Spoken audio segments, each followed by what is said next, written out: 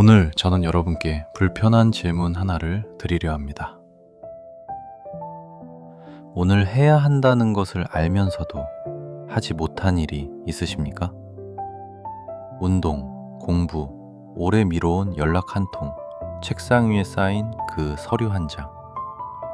고개가 끄덕여지신다면 이 시간은 여러분을 위한 시간입니다.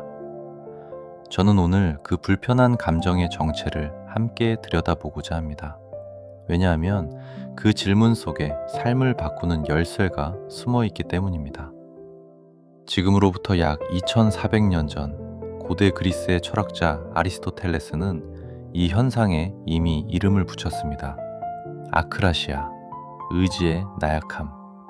더 나은 것을 알면서도 그보다 못한 것을 선택하는 상태입니다. 여러분 생각해 보십시오. 2400년 전 인류 최고의 지성이 이 문제로 씨름했다는 사실을. 게으름은 현대인의 나약함이 아닙니다. 그것은 인간 본성 깊숙이 새겨진 유구한 숙제입니다. 다만 그 숙제를 외면하느냐, 마주하느냐의 차이가 우리의 삶을 갈라놓을 뿐입니다. 미국 스탠퍼드 대학교의 심리학자 캐롤 드웩 교수는 수백 명의 학생들을 대상으로 오랜 실험을 진행했습니다. 그녀는 아이들에게 이렇게 말했습니다. 너는 정말 똑똑하구나. 그런데 놀라운 일이 벌어졌습니다. 칭찬을 들은 아이들은 그 이후로 오히려 어려운 과제를 회피하기 시작했습니다. 왜 그랬을까요? 실패했을 때 똑똑하다는 자신의 정체성이 무너질까봐 두려웠기 때문입니다. 저는 수십 년간 수많은 학생들을 가르쳐오며 이 사실을 뼈저리게 목격해왔습니다. 게으름의 본질은 나태함이 아닙니다. 그것은 두려움입니다. 실패에 대한 두려움, 남에게 어리석게 보일 것에 대한 두려움. 두려움을 인정하는 순간 우리는 비로소 그것과 싸울 수 있습니다. 미국의 철학자이자 심리학의 아버지라 불리는 윌리엄 제임스. 그는 인간의 행동과 감정의 관계에 대해 이런 통찰을 남겼습니다. 행동이 감정을 따라오는 것이 아니라 감정이 행동을 따라온다. 우리는 흔히 이렇게 생각합니다. 의욕이 생기면 움직여야지. 기분이 좋아지면 시작해야지. 그러나 그것은 평생 기다리는 삶입니다. 의욕은 움직인 이후에야 찾아옵니다. 기분은 시작한 뒤에야 좋아집니다. 먼저 몸을 일으키십시오. 감정은 그 뒤를 따라올 것입니다. 이제 조금 다른 각도에서 이야기를 드리겠습니다. 현대 뇌과학은 우리에게 냉정한 사실을 알려줍니다. 인간의 뇌, 특히 도파민 시스템은 장기적 보상보다 즉각적 쾌락을 선호하도록 설계되어 있습니다. 유튜브의 알고리즘, SNS의 무한 스크롤, 배달 앱의 클릭 한 번. 이것들은 우연히 그렇게 만들어진 것이 아닙니다. 이것들은 철저하게 계산된 설계입니다. 여러분의 도파민 회로를 자극하여 오늘 해야 할 일로부터 시선을 돌리게 만드는 거대한 자본의 정교한 시스템입니다. 여러분이 의지가 부족한 것이 아닙니다. 수조 원을 투자한 기술과 싸우고 있는 겁니다. 그러나 바로 그렇기 때문에 우리는 더 의식적으로, 더 단호하게 저항해야 합니다. 버락 오바마, 미국의 44대 대통령으로서 하루에 수백 가지 국가적 결정을 내려야 했던 사람입니다. 그는 대통령 재임 내내 매일 아침 6시에 기상하여 45분간 운동을 먼저 했습니다. 기자가 물었습니다. 어떻게 그 바쁜 일정 속에서 운동을 빠뜨리지 않느냐고. 오바마는 이렇게 답했습니다. 하루에 수백 가지를 결정해야 합니다. 그러나 적어도 아침 첫 번째 결정만큼은 내 의지로 하고 싶었습니다. 세상에서 가장 바쁜 사람도 움직였습니다. 우리에게 시간이 없는 것이 아닙니다. 의지를 설계하지 않은 것입니다. 독일의 철학자 프리드리히 니체는 인간의 안락함에 대해 이렇게 경고했습니다. 편안함을 추구하는 자는 이미 성장을 포기한 자다.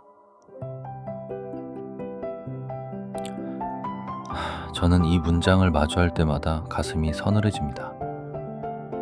게으름 그 자체가 죄악은 아닙니다. 우리는 누구나 쉬어야 하고 누구나 지칩니다. 그러나 게으름에 안주하는 것, 게으름을 당연하게 받아들이는 것, 그것이 삶을 조금씩, 그러나 확실하게 잠식해 갑니다. 편안함은 목적지가 아니라 충전소입니다. 쉬었다면 다시 움직여야 합니다. 이제 가장 중요한 이야기를 드리겠습니다. 게으름을 단순히 개인의 손실로만 생각하신다면 그것은 절반의 이해입니다. 내가 움직이지 않으면 내 주변도 멈춥니다. 여러분의 자녀는 여러분이 움직이는 모습을 보며 자랍니다. 여러분의 학생은 스승이 실천하는 삶을 보며 배웁니다. 여러분의 동료는 함께하는 사람의 태도에 영향을 받습니다. 당신의 행동이 곧 당신 주변 사람들의 환경입니다. 이타심이란 거창한 희생이 아닙니다. 오늘 해야 할 일을 오늘 하는 것. 그 성실한 실천 하나가 이미 이타심의 훌륭한 출발입니다. 일본의 경영 철학 중에 카이젠이라는 개념이 있습니다. 뜻은 간단합니다.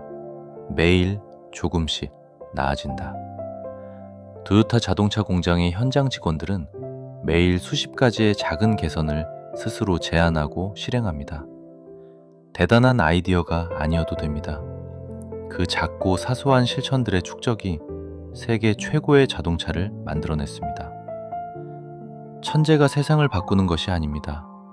매일 1%씩 꾸준히 움직이는 사람이 세상을 바꿉니다. 알버트 아인슈타인은 말했습니다. 복잡한 것을 단순하게 만드는 것이 진짜 지식이다. 게으름을 이기는 방법도 단순합니다. 오늘 이 강의가 끝난 뒤 딱 하나만 해보십시오. 5분짜리 행동 하나. 책상 위를 정리하는 것이어도 좋습니다. 오래 보내지 못한 문자 한 통이어도 충분합니다. 팔굽혀펴기 10개면 이미 시작입니다. 완벽하게 준비되기를 기다리지 마십시오. 준비는 움직이는 동안에 완성됩니다. 저는 오랜 시간 학생들 앞에 서며 한 가지를 간절히 바라왔습니다. 알면서도 안 하는 삶이 아니라 알기 때문에 반드시 행하는 삶. 생각은 말이 됩니다. 말은 행동이 됩니다. 행동은 습관이 됩니다. 그리고 습관은 결국 그 사람의 인격이 됩니다. 여러분은 지금 어떤 인격을 만들어가고 계십니까? 오늘도 이 자리에 함께 해주셔서 진심으로 감사드립니다. 이 이야기가 한 분에게라도 울림이 되었다면 주변의 소중한 분들과 꼭 나눠주십시오. 그것이 또 하나의 실천이고 이타심입니다. 구독과 좋아요는 원고 만들고 녹음, 영상 만드는 데 힘을 줍니다. 감사합니다.